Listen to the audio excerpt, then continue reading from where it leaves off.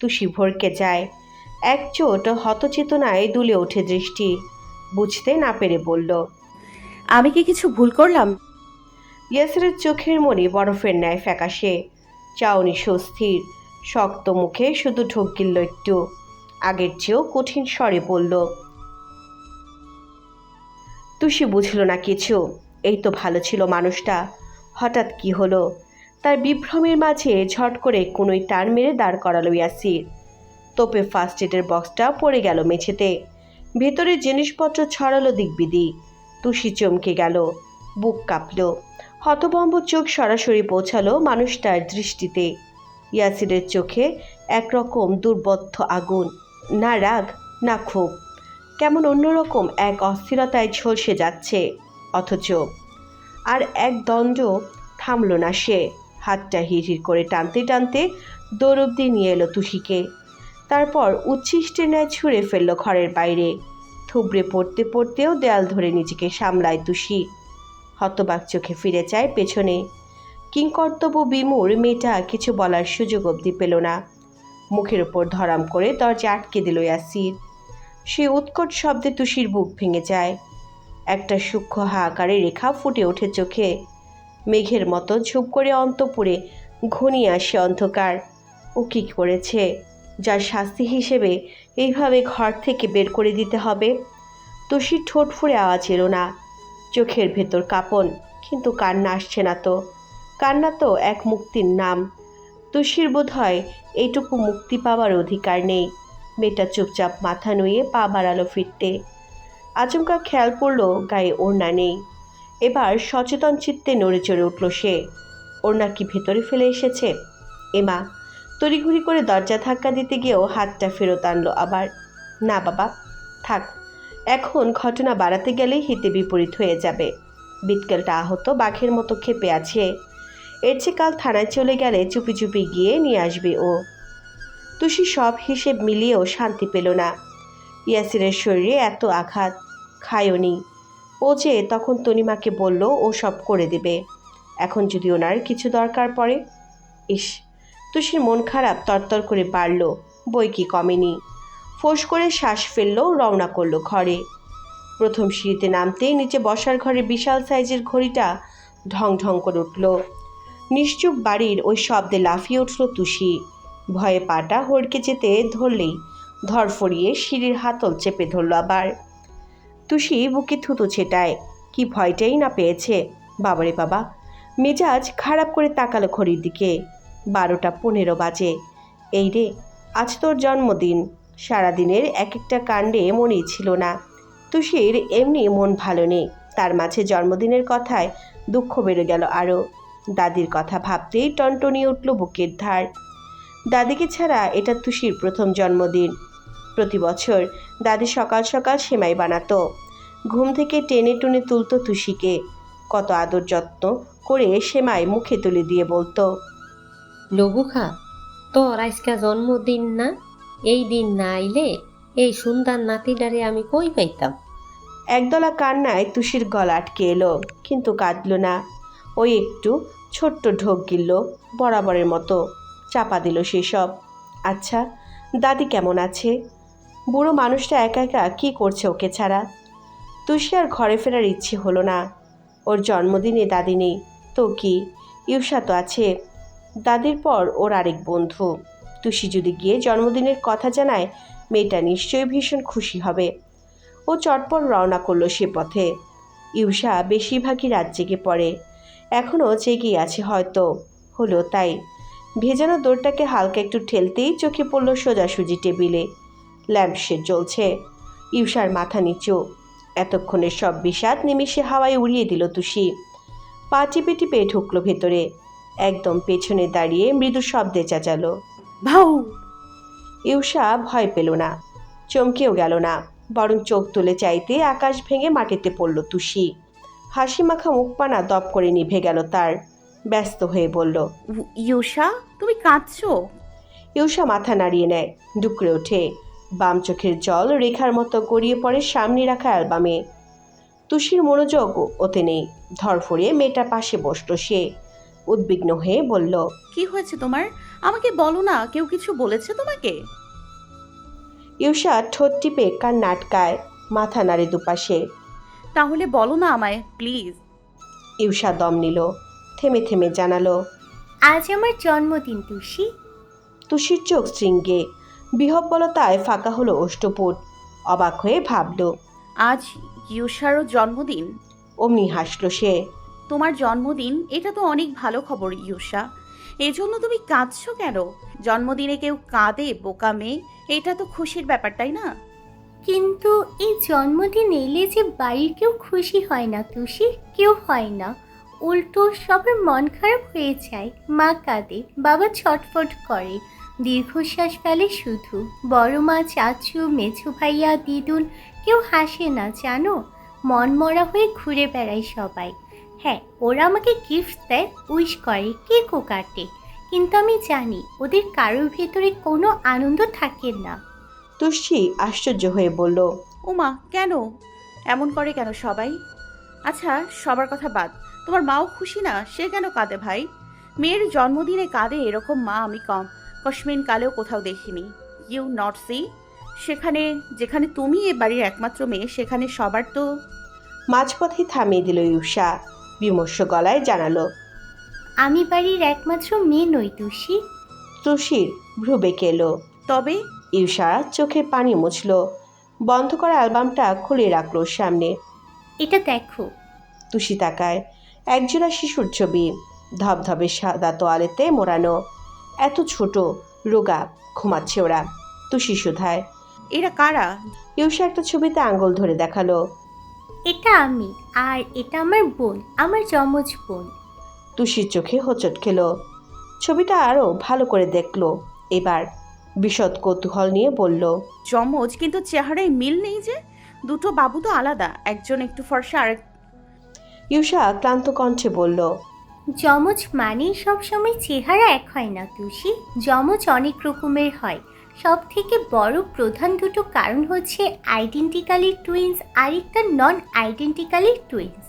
Identically twins মানে হলো যাদের জন্ম একই সাথে, একই ডিএনএ, একই চেহারা, গলার স্বর, রক্তের গ্রুপ, এমনকি চোখের রংটাও প্রায় এক হয়, যাদের দেখলে সহজে বাইরের কেউ আলাদা করতে পারে না। আর নন আইডেন্টিক্যালি মানে আমি আর আমার বোন, যাদের জন্ম একই সময় হলেও চেহারা আলাদা। হয়তো আমাদের বাকি সবও আলাদা, কে জানে। ইউষা উদাস চিত্তে দীর্ঘশ্বাস ফেলল। তুষি বলল। কিন্তু আরেকটা বাবু কোথায়? এ বাড়ি আসা থেকে তো একবারও দেখিনি। মেয়েটার চোখ ফের ভিজে উঠল, জড়িয়ে এলো কণ্ঠস্বর। ও নেই, চুরি হয়ে গেছে। সাথে সাথে ঝরঝর করে কেঁদে ফেলল ইউষা, থেমে থেমে বলল। আমার ওর জন্য খুব খারাপ লাগে জানো তুষি। ও তো আমার বোন বলো, আমার মা তো ওরও মা, অথচ আমাদের কারোর কাছে নেই। হয়তো আমাদের চেনেও না, জানেও না এই পৃথিবীতে ওর একটা পরিবার আছে, যেখানে ওর মা ওর জন্য সব সময় কাঁদে, দুঃখ পায়। ও থাকুক না থাকুক, কেক বানায় ওর জন্য। আমার মাকে তোমার ভালো লাগে না, তাই না তুষি? কিন্তু মা এরকম ছিল না। বড় মা বলেছিল মা খুব মিশুকে ভালো মানুষ ছিল, কিন্তু এই ঘটনার পর মা মানসিকভাবে সুস্থ নেই। সন্তানহারা মা কখনো ভালো থাকে বলো? মা খুব কাঁদে, ছটফট করে আড়ালে। দিদুন বলেছিল আমরা প্রিম্যাচিউর বেবি ছিলাম। যখন প্রথমবার ওটি থেকে বের করা হয়, তখন এই ছবিটা অয়ন ভাই তুলেছিল। আর এটাই আমাদের দুজনের একই সাথে প্রথম আর শেষ মুহূর্ত। ওর সাথে আমার হয়তো কোনো দিন দেখা হবে না, কখনো জানাও হবে না ও কেমন দেখতে হয়েছে। আচ্ছা, ও এখন কি করছে বলো তো তুষি? যাকে ওরা চুরি করেছে তারা নিশ্চয়ই ওকে কোথাও একটা বেচে দিয়েছে, তাই না? নাকি ও বেঁচে নেই? ইউষার কান্নার গতি বাড়ল, হা হতাশ করে বলল। আমার জন্মদিন ভালো লাগে না তুষি। আমার জন্মদিন মানে তো ওরও জন্মদিন বলো। ওর তো আজ থাকার কথা ছিল এখানে। এই ঘর তো আমাদের দুজনের হতো। আমরা একই সাথে থাকতাম, ঘুমোতাম, গল্প করতাম। আমার সুখগুলো ভাগাভাগি করার জন্য ওকে যখন রাখা হলো না, তখন জন্মদিন চাই না, আমার চাই না। তুষি ধরফর করে ইউষার মাথাটা এনে চেপে ধরল বুকে, গায়ে পিঠে হাত বুলিয়ে বলল। কেঁদো না ইউষা, সব ঠিক হয়ে যাবে, দেখো সব ঠিক হয়ে যাবে। বুক থেকে মুখটা তুলে এনে মেয়েটার চোখ মুছিয়ে দিল তুষি। পৃথিবীর কি অদ্ভুত নিয়ম, আজ ওদের 3টে মানুষের জন্মদিন একই দিনে পড়ল। ঈশা নিজেকে সামলাচ্ছে, চোখ মুখ ডলে ঠিকঠাক হয়ে বসার মাঝে টুং করে শব্দ হলো ফোনে। তুষির নজর আপনা আপনি পৌঁছে গেল স্ক্রিনে। ঈশা নিজেই বলল, আমার বন্ধুরা জন্মদিনের উইশ করছে বোধহয়, করুক গে, ভালো লাগছে না। উইশ মানে তুষি জানে, বলল, এমন করতে নেই, ওরা তো তোমাকে ভালোবাসে। বন্ধুত্বের ব্যাপার স্যাপার নিয়ে এরকম অবহেলা করলে ওরা তো কষ্ট পাবে। ঈশা নাক কুচকালো। ভালোবাসে না ছাই, বাবার টাকা থাকলে ওরকম ভালো সবাই বাসে। আর এইসব বন্ধু বান্ধব কষ্ট পেলে আমার কি? আমার তো একেবারে মনের মতো বন্ধু আছে একজন, এই যে তুষি রানী। তুষি হেসে ফেলল। ঈশা অনীহচিত্তে ফোন তুলল হাতে। অনেকগুলো মেসেজ পেরিয়ে চোখ আটকে গেল অয়নের নামটায়। তাড়াহুড়ো করে ইনবক্সে মেলল সে। হ্যাপি বার্থডে লিটল চেরি, দোয়া করি যেন আরও অনেক বছর বেঁচে থাকো। ঈশার কান্না ভেজা মুখটায় অমনি পূর্ণিমার আলো ছুটল। লালচে ঠোঁট আপনা আপনি সরে এলো দুপাশে। তুষি বলল, কি লিখেছে? অয়ন ভাই উইশ করেছেন, ভাইয়ার এটাতে কোনোদিন ভুল হয় না। তুষি 2 ভ্রু উঁচিয়ে বলল। বাহ, কত ভালোবাসেন তোমাকে। তারপর এক টুকরো দীর্ঘশ্বাস ফেলল সে। বুকটা কেমন হু হু করে উঠল। মল্লিক চোখে ভাবল, আর আমার জন্মদিন তো বিটকেলটা জানেই না। এই দুনিয়ায় আমাকে উইশ করার কেউ নাই। সূর্য তখন আকাশের কিনারায় এসে দাঁড়িয়েছে। হালকা কমলা আলোয় পরিষ্কার চারিপাশ। 7টা বাজতে না বাজতেই নিত্যদিনের মতো কলপাড়ে একটা লম্বা লাইন আজও লেগে গেল। একটু পর বড় কলসিটা কোমরে নিয়ে আস্তে ধীরে এসে দাঁড়ালেন হাসনা। গত 2-3 মাসে বেশ শুকিয়েছেন প্রৌঢ়া। চেহারার অবস্থা করুণ, আগের চেয়েও শীর্ণ হয়েছে শরীর। অবসন্ন চোখ মুখ দেখে বোঝা যায় কত রাত যেন ঘুমননি তিনি। হাসনাকে দেখেই সবাই একযোগে তাকালো। সিরিয়াল দিতে দিতে বিরক্ত হওয়া মুখগুলোয় বদল এলো অমনি। মাহফুজা বেগম সবার সামনে ছিলেন লাইনের। বালতিটা প্রায় অর্ধেক ভরেছে, অথচ সেটাকে টেনে সরিয়ে দিয়ে বললেন। হাসনা কিছু বলতে গিয়েও পারলেন না। কেসে উঠলেন খুব খুব করে, রীতিমতো মাথা বুক ধরিয়ে দেওয়া কাশি। তিন্নির মা বলল, আপনার জ্বর এখনো কমে নাই চাচি? আঁচলে মুখ চেপেই দুপাশে মাথা নাড়লেন হাসনা। উত্তর না। রহিমা বেগম এগিয়ে এলেন সহসা। হাসনার কপালে হাত পড়তে আটকে উঠলেন। আর্তনাদ করে বললেন। হাসনা রুগ্ন ভাঙা গলায় বললেন, তয় কেটা নিব? আমার তুষি তো আর নাই এইখানে। বাকিদের চোখে মুখে পরিবর্তন এলো। থমথমে জায়গায় ভরল গম্ভীরতায়। তুষি যাওয়ার পর হাসনা রাহাজারি, একাকিত্ব আর প্রতিটা দিন ওকে হন্য হয়ে খোঁজার চাক্ষুষ প্রমাণ তারা। মেয়েটা ওদের অপছন্দের হলেও হারিয়ে যাক চায়নি। তারপরেও হাসনা ভালো মানুষ। বস্তির কেউ বিপদে পড়েছে, অসুস্থ হয়েছে, আর হাসনা পাশে থাকেননি এমন ঘটনা বিরল। বৃদ্ধার এই দুঃখে তাই ওরাও পাশে থাকছে, যে যেভাবে পারছে সাহায্য করছে টুকটাক। কিন্তু নাতনি অন্তপ্রাণ মানুষটার শোক একটুও তাতে লাঘব হচ্ছে কি? প্রত্যেকে চুপ রইল। তিন্নির মায়ের জিভ তেতে উঠল। খুব রুক্ষ ভাষায় বললেন, না, আর আইব না। আপনি হুইদ্দা ওরে খুঁজা মরতাছেন আর নিজের শরীরটারও খারাপ বানাইতেছেন। আরে বাপ, গেলেন তো টুনটুনিব কথা হই না থানায়, লাভ কিছু হইল? তুষির মতো মাইয়ারে কি কোনো দিন থানার বড়বাবু বিয়ে করতে পারে? এটা কি কোনো দিনও সম্ভব? হাসনার চোখ ভিজে যায়। অসহায় কণ্ঠে বলেন, তাইলে আমার নাতিনটায় কই গেল ক? ও তো আমারে সাইরা কোথাও কোনোদিন থাহে না। হাসনার বুক কেঁপে উঠল জেলের কথা শুনে। একবার তো থানায় দিন পার করে এসেছিল মেয়েটা, আবার কি? কিন্তু কোন থানায়? আর কতদিন কোথায় কোথায় খুঁজবেন ওকে? দুর্বলতার চিন্তায় বৃদ্ধার মাথা চক্কর কাটে। ঢলে পড়তে গেলে ধরফর ধরে ফেললেন রহিমা। কি হইল খালা, শরীর খারাপ লাগছে? তিন্নির মা দুপাশে মাথা নাড়লেন, হতাশ কণ্ঠে বললেন, আপনারা দেখলে আমার খারাপ লাগে চাচি। নাতনির লাইগা দিন দুনিয়া চুলায় উঠাইয়া কই কই ঘুরেন, সারাদিন কাম কাজ ফালাইয়া রাস্তাঘাটে খুঁজেন। আরে বাপ, ও আইলে এই 2 মাসে আইয়া পড়তো। আর কিছু না হইল মোবাইল করতো, ওর কাছে তো মোবাইল আছে। কিন্তু করে তো নাই।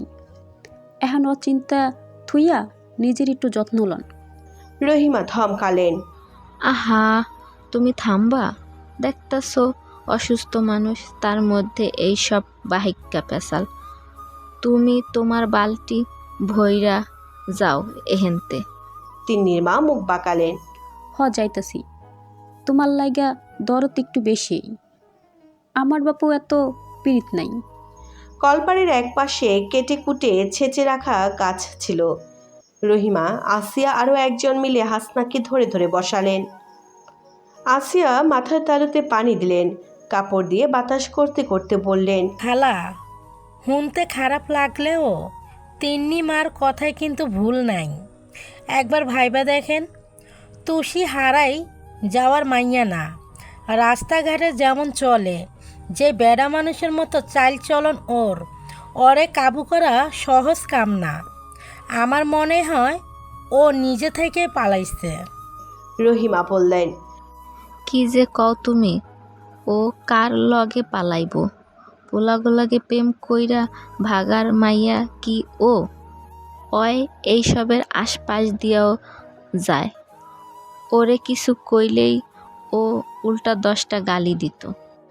আমার মনে হয় ওর কোনো বিপদ হইছে, নাইলে হইতে পারে তিন্নির মার পরের কথাটা ঠিক। ও কোণে হাসতে বই আছে। তৃতীয় জন বললেন। হাসনার নিঃশ্বাস থেমে আসে কথায় সবেগে হাতটা চেপে ধরে বললেন। ও কথা কইও না। আমার বুড়ে আমি চিনি, ও আমারে থুইয়া যাইব না। আমার মন বলতাছে ও আইব, আবার আইব আমার কাছে। বলতে বলতে চোখের জল ছেড়ে দিলেন বৃদ্ধা। ভেতরটায় ব্যথায় মোচড়াচ্ছে। আজ তুষির জন্মদিন। পুরোপুরি বিষের কোঠায় পা রাখত মেয়েটা। ইস, কোথায় গেল ও? বাপমা ছাড়া বড় হওয়া মেয়েটা, যার পাতে কোনোদিন হাসনা নিজের যোগ্যতায় একটু মাংস দিতে পারেননি, না কখনো ওকে একটা ভালো জামা পরাতে পেরেছেন। যখন যা দিয়েছেন মেয়েটার সোনা মুখ করে নিয়েছে। কখনো বলেনি দাদি আমার এটা চাই, ওটা চাই। হায় রে, আজকের এই দিনে মেয়েটা ভালো কিছু কি পাচ্ছে? ওর মুখে একটু পায়েস দেওয়ার মতো কেউ আছে তো? সকালে তুষি যখন ঘুম ভাঙল, বাড়িময় তখন বিরিয়ানির করা ঘ্রাণ মম করে করছে। ও তড়াক করে উঠে বসলো, নাক টেনে বড় বড় শ্বাস নিয়ে ভাবল। বিরিয়ানি? কুক, কি গন্ধ মাইরি। খিদে একেবারে হেড অবধি কাম করে যাচ্ছে। আবার উল্টাপাল্টা ইংরেজি শুরু করলে তুষি? তুষি চট করে পাশ ফিরল। ইউষা এক কাত থেকে ও কাজ ফিরে শুয়েছে। অমনি সতর্ক চোখে গোটা ঘর দেখল সে। এ বাবা, ও কি রাতে ইউষার ঘরেই ঘুমিয়ে পড়েছিল? হায় রে সর্বনাশ! ওই খচ্চুরে মহিলা দেখলে তো বাড়ি মাথায় তুলবে। শুধু শুধু বকা খাবে ইউষা। তুষি তাড়াহুড়ো করে বিছানা থেকে নামলো। এক পা বাড়ানোর আগে ঘরে ঢুকলেন রেহনুমা। ইউষা উঠে। তুষির সামনে পড়তে থমকালেন তিনি। কথাটুকু অসম্পূর্ণ রইল। মসৃণ কপালে ভাঁজ ফেলে বললেন। এ কি, তুমি এ ঘরে কি করছো? ইউষার ঘুম শেষ। মায়ের কণ্ঠ শুনে ধরফর করে উঠে বসলো অমনি। রেহনুমা ওকেই শুধালেন। ও কি কাল এখানে ঘুমিয়েছিল? ইউষা মাথা নাড়ল। রেহনুমা কিছু বলবেন, পূর্বে দাপুটে গলায় জবাব দিল তুষি। হ্যাঁ, ঘুমিয়েছি। কেন, কি হয়েছে তাতে? বিস্ফোরিত চোখে তাকালেন তিনি। তোমাকে আমি জিজ্ঞেস করিনি, বেয়াদব মেয়ে, এক ফোঁটা আদব কায়দা নেই। ওসব আদব কায়দা বড় লোকদের জিনিস, আমি দিয়ে কি করব? ইউষা মিনমিন করে বলল। মা, ওকে কাল আমিই বলেছিলাম এখান থেকে যেতে, অনেক রাগ। মাঝপথে ধমকালেন রেহনুমা। তুই চুপ কর, তোকে আমি বারণ করেছিলাম না ওর সাথে এত না মিশতে? পড়াচ্ছিস, পড়াবি, ব্যাস ওইটুকু। বিছানায় তুলবি কেন? এই মেয়ে বিছানায় ওঠার যোগ্য নাকি? মা, ইউষার চেঁচানোটা রেহনুমা গায়ে নিলেন না। সামান্যতম বদলালো না চোখ মুখ। কিন্তু আজকে হয়তো তুষির ভ্রুক্ষেপ এলো না এসবে। ঠোঁটটা একদিকে নিয়ে কেমন বিদ্রুপ করে হাসলো একটু। তেজি পায়ে বেরিয়ে গেল। তারপর রেহনুমার মাথা জ্বলে উঠল রাগে। খেকিয়ে বললেন। দেখলি ওর হাঁটার অবস্থা? দেখলি যেন আমার রাগ ওর পায়ের উপর ঝাড়লো। অসভ্য!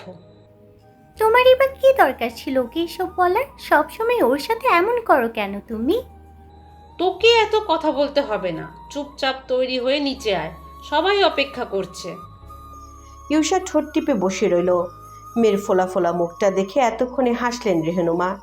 কাছে এসে মাথায় হাত বুলিয়ে বললেন, আজ আমার মেয়ের জন্মদিন, দেখতে দেখতে কত বড় হয়ে গেলি রে মা। এই তো সেদিন ওটি রুমে একটা তোয়ালে মোড়ানো বাবু নার্স আমার চোখের সামনে ধরে বললেন, দিন কত তাড়াতাড়ি যায়। পরপরই মেয়ের মাথায় চুমু খেয়ে বুকে টেনে নিলেন রেহনুমা। ইউষা চুপটি করে মিশে রইল সেখানে। ও জানে মা এখন কাঁদবে। এই যে শেষ দিকে মায়ের গলা ধরে এসেছে, ওইটুকু লুকোতেই এই মা ওকে বুকে জড়িয়ে নিলেন। ইউষার ভেতরটা কুকিয়ে উঠল নীরব বেদনায়। দুহাত দিয়ে মায়ের কোমর জড়িয়ে রাখলো। কারো মুখে কথা নেই, শুধু চোখের কোণে নিস্তব্ধ এক ব্যথা, যা চাইলেও কাউকে দেখানো যায় না। ঘরের ভিতরে মামের মমতা ভরা ওই দৃশ্যটা পর্দার ফাঁক গলিয়ে চেয়ে চেয়ে দেখল তুষি। ইউষা কি সুন্দর মায়ের আদর খাচ্ছে। ওকে বুকে নিয়ে নিরন্তর মাথায় পিঠে হাত বোলাচ্ছেন রেহনুমা। বিমর্ষ চিত্তে ঢোক গেল তুষি। নিজের হাতটা তুলে মাথায় রাখলো, নিজেই চুলে বোলালো দুবার। বিড়বিড় করে বলল, শুভ জন্মদিন তুষি, দেখতে দেখতে কত বড় হয়ে গেলি তুই। এই তো সেদিন জন্মালি, দুনিয়ায় এলি, কিন্তু আমাকে পেলি না। আজ আমি থাকলে তোর জীবনটা তো অন্য রকম হতো বল। কপালটা এত পোড়া কেন তোর? তুষি নিরস মন নিচে এসে ভালো হয়ে গেল। গোটা বাড়ি ফুল দিয়ে সাজানো হচ্ছে দেখে।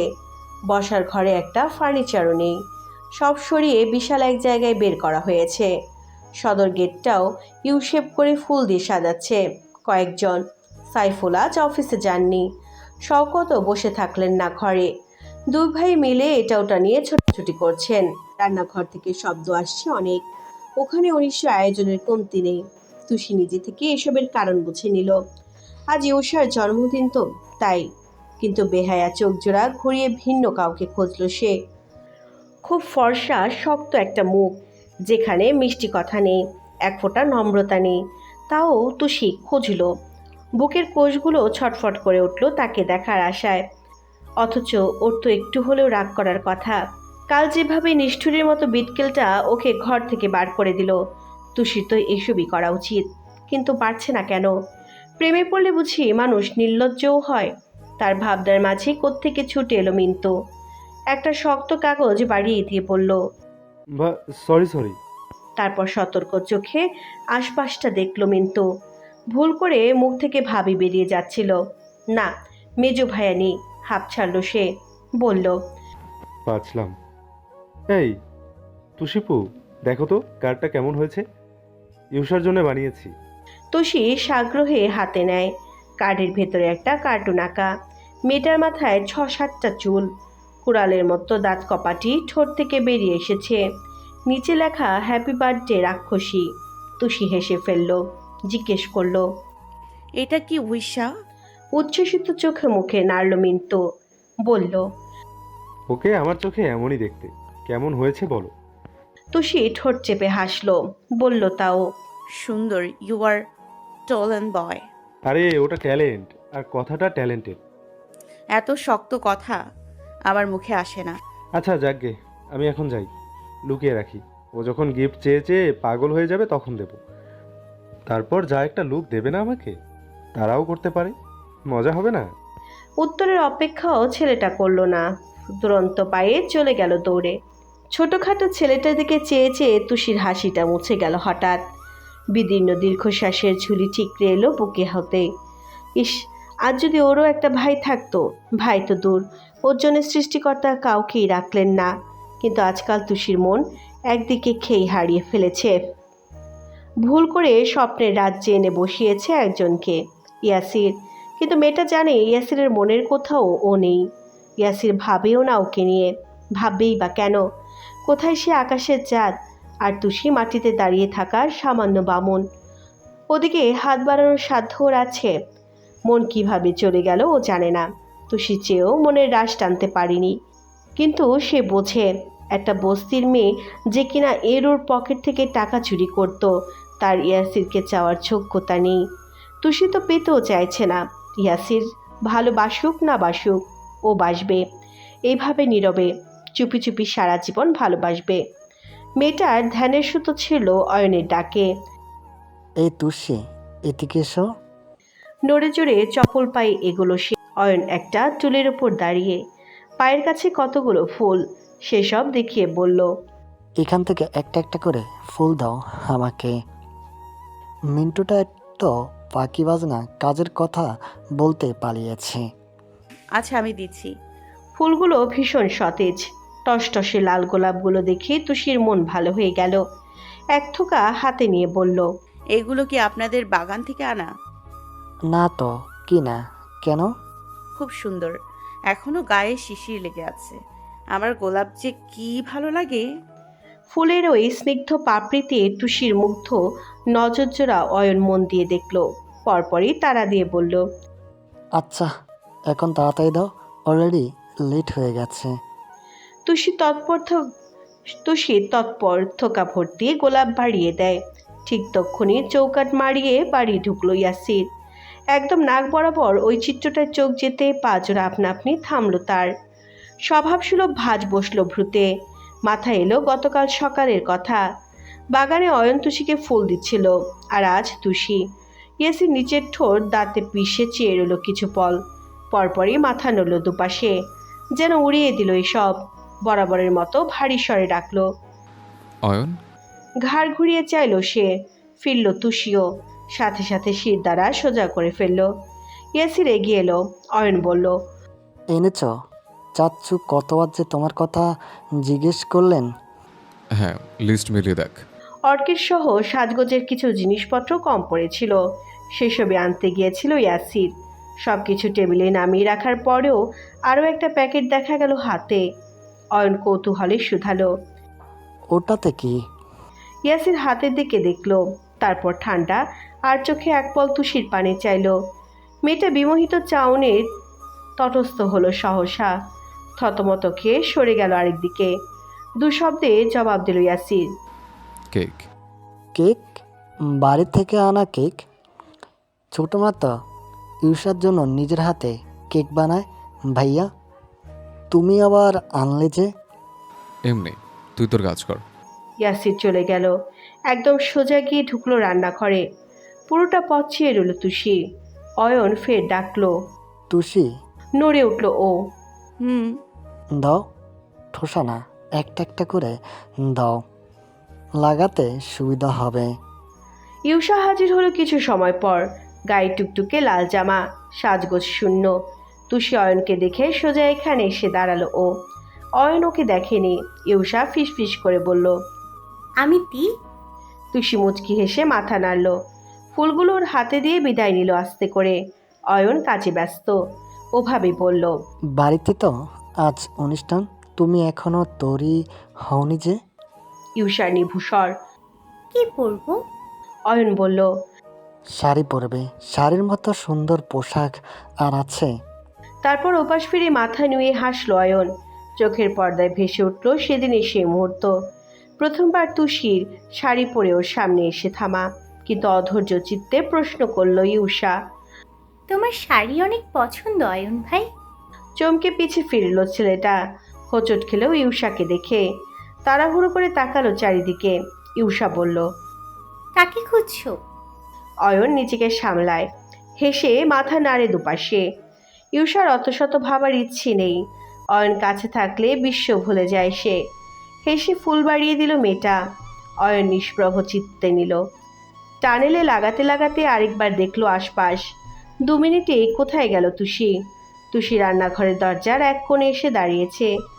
মেয়েটা মাথাটা নুয়ে উকি দিয়ে দেখছে ভেতরে। এ বাসায় নতুন বুয়া রাখা হয়েছে একজন, রেশমির মতোই কম বয়সী মেয়ে, নাম আসমা। রেশমির মা অসুস্থ, মাস কয়েকেও তার ফেরার সম্ভাবনা নেই। আসমার সাথে কথা বলছিল ইয়াসির, ভীষণ গুরুতর ভঙ্গিতে বোঝাচ্ছে কিছু। তুষি শুনতে না পেলেও ওর মনোযোগ তাতে নেই। উকি ঝুঁকি দিয়ে মেয়েটা কেবল ইয়াসিরকেই দেখছে। পরনে সাদা শার্ট, খোঁচা খোঁচা দাড়িগুলো নতুন করে ট্রিম করিয়েছে বোধহয়। উফ, তারপরও জিম করা শরীর, একেবারে তুষির স্বপ্নের সালমান খান। মেয়েটা দুহাত বাড়িয়ে বিড়বিড় করলো, सर की जो सुर से वो धीरे धीरे पागल हुआ रे मैं धीरे धीरे। আচমকা দেখলো ইয়াসির আসছে। সঙ্গে সঙ্গে সোজা হয়ে রোবটের মতো দাঁড়ালো মেয়েটা। যেন ও কিছুই জানেই না। পৃথিবীতে ওর মতো ভদ্র দুটো নেই। ইয়াসিরের মুখভঙ্গি একই, তুষিকে দেখছে কিন্তু চেহারায় প্রভাব পড়েনি। পাশ কাটাতে গিয়েও থামলো হঠাৎ, ফিরে চেয়ে বলল, শোনো। তুষির কাছে এসব অনাকাঙ্ক্ষিত ডাক। তড়িৎ চোখে তুলল মেয়েটা। ইয়াসির পকেটে দুহাত গুজে দাঁড়াল।